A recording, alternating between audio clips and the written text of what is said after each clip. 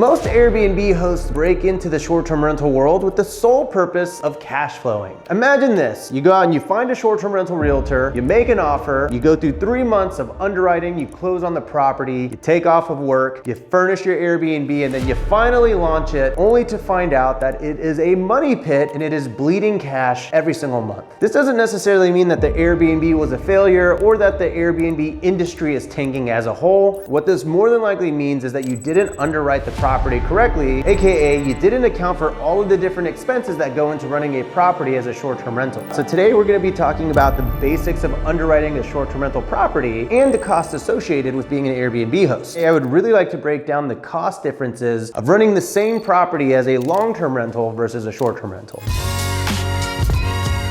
By the way, if you're new here, I'm Rob Abasolo. I am the founder of HostCamp.com, the #1 short-term rental resource in the world, and I teach hundreds of thousands of people every single week how to do this Airbnb thing. So let's level set here and really talk about the main differences between long-term rentals and short-term rentals, and then we'll start breaking down the costs. All right, first up on the board here, long-term rentals. What is a long-term rental? Typically, it is whenever you rent your property to a tenant 1 to 12 months out of the year. For the most part, the typical use case of a long-term rental is someone who is living at your property for 12 months out of the year. This is really the most basic form of real estate investing. Now, there are a couple of key things to keep in mind with long-term rentals. The main thing that the bills themselves, as in your utilities, most of the time your landscaping, are going to be paid by your tenant. So no matter how much AC, gas, and water is being used, the tenant will be responsible for that cost, which is one of the reasons that long-term rentals can be considered more of a safe bet, because you can really account for your monthly costs here, and they're for the most part going to be fixed, meaning they aren't really going to change from month to month, and you're going to know for the most part exactly how much it's going to cost you to run this property as a long-term rental. And that really goes into one of the main selling point with long-term rentals. It's less maintenance, less management. You're not having to deal with utility companies. You're not having to deal with lawn service, all of that. For the most part, depending what kind of landlord you are, the onus is going to be on the tenants for that. You're not going to hear too much from your tenants for the most part, unless there's an actual mechanical failure at your property, meaning plumbing leak, your AC breaks, maybe you have a leak in your roof. A million little things that you can hear from your tenant about. But for the most part, it is a set it and forget it rental strategy. And you'll very quickly realize as a host that that is not the way it goes in the world of short-term rentals. So let's get into those key differentiators next. Okay, short-term rentals. How does one define this? For the most part, it is a 1 to 28 day stay. The moment you get past 28 days, that jurisdiction can actually fall into long-term rentals. Now, if you're running your rental fully furnished for 1, 2, 3, 4, 5, 6, 7, 8, 9, 10 months, then you kind of actually fall into the midterm rental space, but we're not gonna get into that today. But for the most part, what you need to learn today is that anything that's less than a month is a short-term rental. On average, I host between 5 to 7 sets of guests every single month at any of my properties, and really they are staying at my property for the most part 2 to 5 days. Now, the big difference is here, and I actually forgot to write it down, is that short-term rentals are, of course, 100% furnished. That's a really big thing to keep in mind, and it's really expensive. So the startup cost of a short-term rental can be really quite high. The really big one here is that the owner of that short-term rental property is the one that pays all of the bills, aka the utilities. So let's say that you own a place in Texas and it is really, really hot because it's very hot in the summer. It's 100 degrees outside, and if your guests decide to turn that thermostat down to 65 degrees and your AC bill ends up being $800 that month, well, guess what? You as the owner have to pay for that. You cannot charge that back to the guest. I mean, you could, but it probably wouldn't end well for you, and you'd probably wind up on someone's TikTok account. If the hot tub isn't hot, there's an imaginary switch on the bottom you can use to go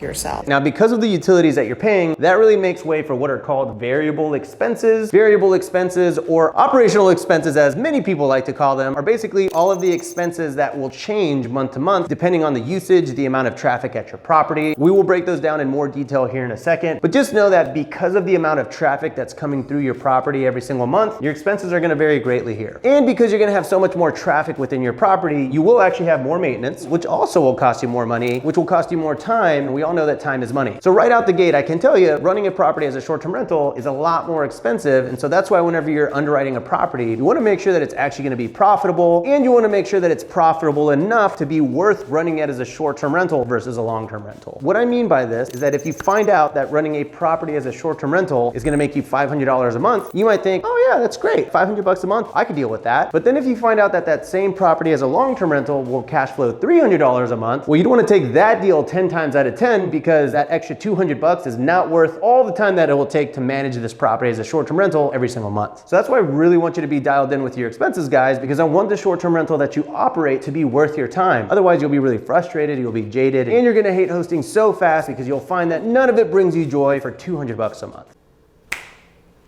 Huh?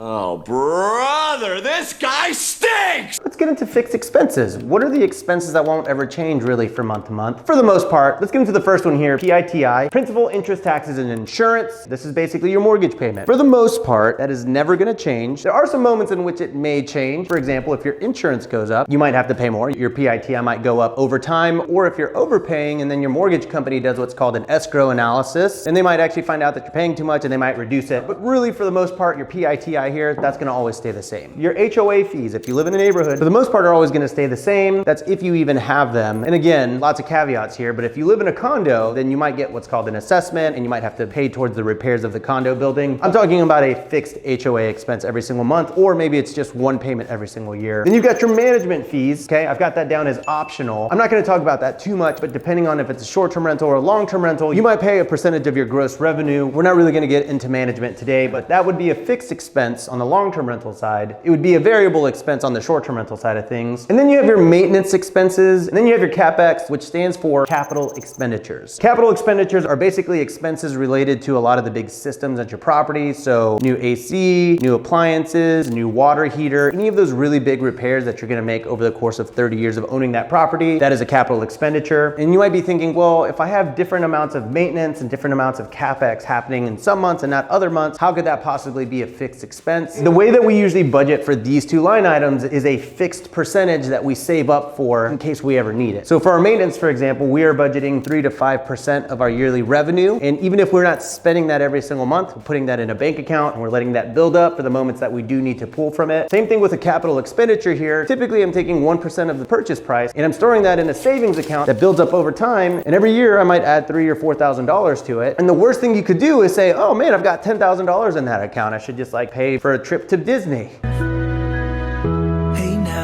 Hey now, this is what dreams. But you don't want to do that because guess what? The moment you do that, your AC is going to break. It's going to cost you $10,000. And if you dipped into that cookie jar too soon, you will be on the hook for that $10,000 and that is never fun. Take it from the guy who's had to replace 4 ACs in the last 6 weeks. It's crazy. When it rains, it pours. I should just freaking own an AC company at this point. But CapEx, it can hit you really, really, really hard. But for the most part, I do consider these fixed expenses because no matter what, I'm taking money out of my revenue and I am sticking it in a savings account for that rainy day in which I may need it. One little thing before we jump into the next section of operational expenses, your maintenance / your repairs will definitely go up depending if it's a long-term rental versus a short-term rental. What I mean by this is that whenever you own a long-term rental, you're gonna have typical maintenance things. You might have a leaky toilet, whatever it is, that's gonna happen no matter what. But those expenses can go up rather drastically when it's a short-term rental because now you have furniture to account for, meaning people are jumping on your bed, pushing your IKEA furniture around, slamming doors, spilling drinks on the floor. Wear and tear will be exponentially more at a short-term rental than at a long-term rental, so you're gonna have to replace furniture more. There will just be more overall maintenance expenses with the short-term rental. If you want a good rule of thumb, I said that maintenance is typically 3 to 5% of monthly revenue. That's more so on the short-term rental side of things. On a long-term rental, it might be closer to a 1 to 3% of monthly revenue. How you adjust those numbers though will come down to your investment preferences. That's just how I've always done it, which is not even necessarily true. It's how I do it now because I didn't properly account for CapEx and maintenance when I first got started in the short-term rental world. So hopefully, watching this video can save you from some pretty drastic budgeting mistakes. Which, I mean, if it does, then you get value out of this video. I mean, you could always just hit the like button, maybe the subscribe button as like a, hey, thanks for this free thing. I'll also do this free thing for you, Rob. And I'll be like, oh my God, you're so cool. I appreciate that. It cost you nothing. It cost you nothing. All right, let's get into the next.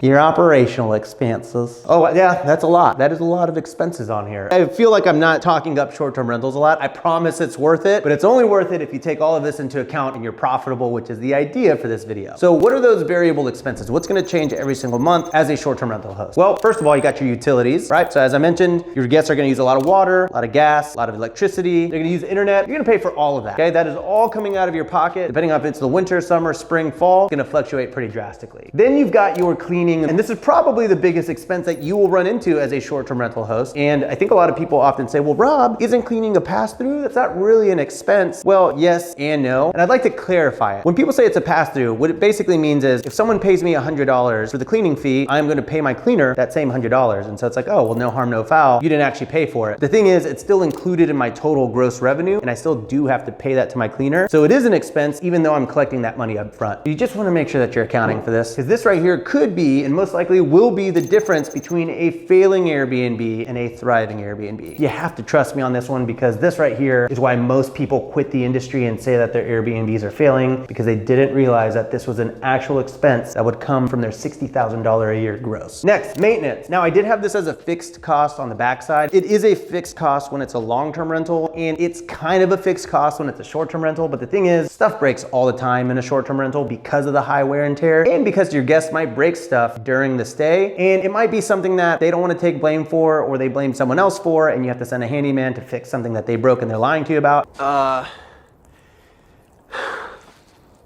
We f***ed up. Whatever it is, your maintenance cost can pop up as a variable expense every month, so just something to keep in mind. Then you have your platform and your OTA fees. OTA means online travel agency. So that 3% fee that Airbnb charges you to host a reservation on their platform, that's a service fee that comes out of your pocket. Now, Vrbo actually charges an 8% fee. Airbnb charges a 3% fee. So in HostCamp, we call it the 80-20 rule. 80% of your bookings will come from Airbnb, 20% will come from Vrbo. When you do the weighted average of those service fees, that comes out to 4%. So I like to budget 4% of my monthly revenue towards OTA fees. Then you have refunds. These could be big, these could be small. Refund can be as small as $10, $15, $20. If a remote runs out of batteries and you want to send your guest out and you say, hey guest, you're going to the store anyways, if you want to pick up batteries, I'll just reimburse you. It could also be up to $1,000 if they booked your property for your hot tub and your hot tub decided not to work, because hot tubs are a huge pain in the ass. Bleep that. It's not always gonna happen. I don't give a lot of refunds all that often. For the most part, when you have a really good seamless machine, you're not gonna be giving refunds a lot. But let's say you give one $1,200 refund in a year, that would really come out to an expense of like $100 every single month, which can be pretty high. And if you had $5,000 of refunds over the course of a year, which can totally happen, that's $20 every single month when you divide it out over the course of the year. Then you've got supplies, so your toilet paper, paper towels, soaps, body oil remover, body bags, all that type of stuff. We budget that out at $75 per room, and that figure will adjust with your occupancy. Then you have your hot tub and your pool maintenance. This isn't really a fixed cost to me, because we will often pay our pool cleaners and our hot tub cleaners to come several times a month, depending on if chemicals need to be balanced, if we need hot tub water replaced because it looks like this. That wasn't my property, by the way. That was just a picture we found on Google. But there are times where your hot tub isn't really that great, and you might have to spend $300 to have a tech come out, swap out the water. And then lastly, as I hinted to earlier, your management fee is an operational expense, because if you're paying your management company 20% of your gross revenue, well, depending on if you gross $5,000 or $7,000 that month, that expense will be anywhere from $1,000 to $1,400 a month. This is optional though here, which is why it's off to the side. For the most part, on this channel in HostCamp, I teach self-management. Hopefully you never really need this, but there is a time and a place for this, which is why I recently launched CoCasa, my co-hosting company, where we manage other people's properties, because sometimes you want your short-term rentals to be actually passive, and I totally get it. But regardless, the moral of the story is this is optional. Your utilities aren't. You got to pay them every single month, unless you want to have a really unique experience at your short-term rental that's like, hey, it's the off-grid short-term rental, no power. I wouldn't suggest it though. And we're back. So now I want to contextualize all of this and actually break down some of these expenses using a $500,000 home in Houston, Texas as an example that will gross $60,000 every single year.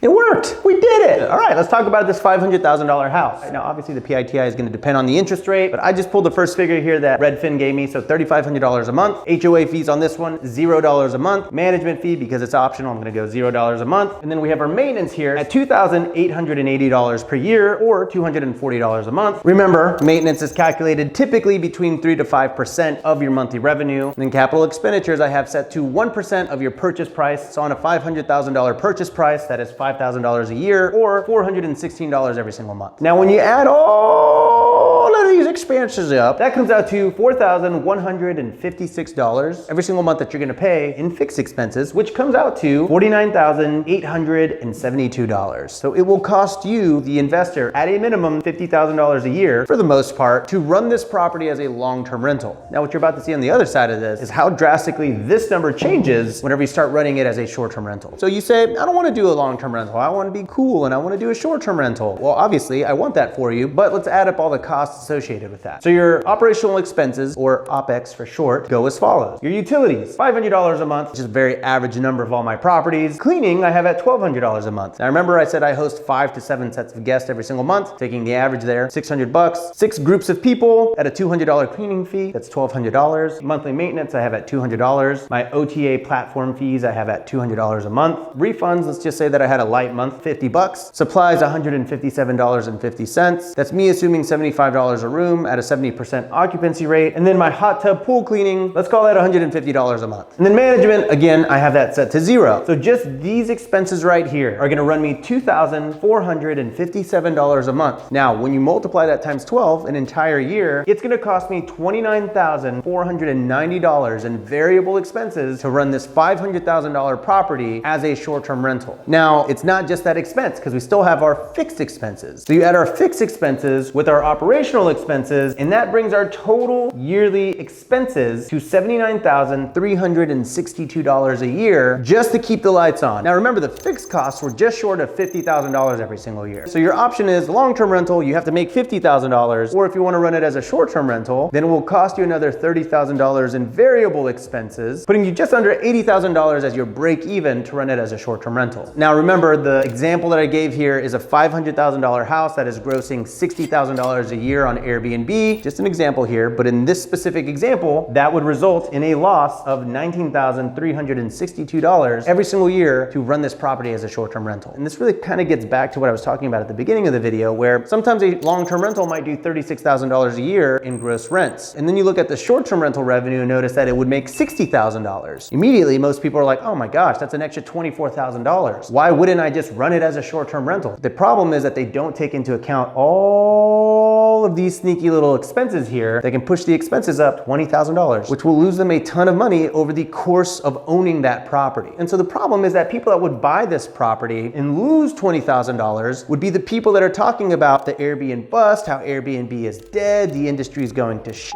They're losing money, it's oversaturated, it doesn't work anymore. And those are the people that you hear on TikTok, those are the people that you hear on Instagram Reels, on alarmist news outlets and all that stuff. When the fact of the matter that this property right here was a bad investment to begin with and no one should have bought it. And the industry itself has nothing to do with the fact that this is a bad investment, it just never penciled out to begin with. I get so tired of people saying like, give it up, Rob, Airbnb is dead, stop shilling Airbnb. The thing is, if you really have a methodical approach to underwriting, okay, that's part 1 of this video, and you know how to analyze your properties, you can have the profitable Airbnb. You just have to know how to run your numbers. I am telling you this as someone who has 45 doors that has purchased a ton of Airbnbs. Some of them good, some of them great, some of them not so great. And yes, believe it or not, I do have properties that I own today that I would not repurchase if I could go back and stop myself. But really, the number one thing that I didn't account for was capital expenses. And that one has bitten me in the butt so many times over the past 7 years. So please rewatch this video, download this calculator right here. It will help you make money and it will also stop you from making a bad investment. I tell a lot of my students that it will teach you how to underwrite conservatively so that whenever the deals do pencil out in this calculator, you know you got a banger. This is really part 1 of underwriting. If this video was interesting to you and you like the whiteboard concept and you want a part 2, let me know in the comments down below. And guess what? I will probably make it if enough of you comment asking for it. Buying your Airbnb, how much the down payment is, how much it's gonna cost you to actually furnish and launch it, and you can watch it all right here. Right here. But like first. Right here. Yeah.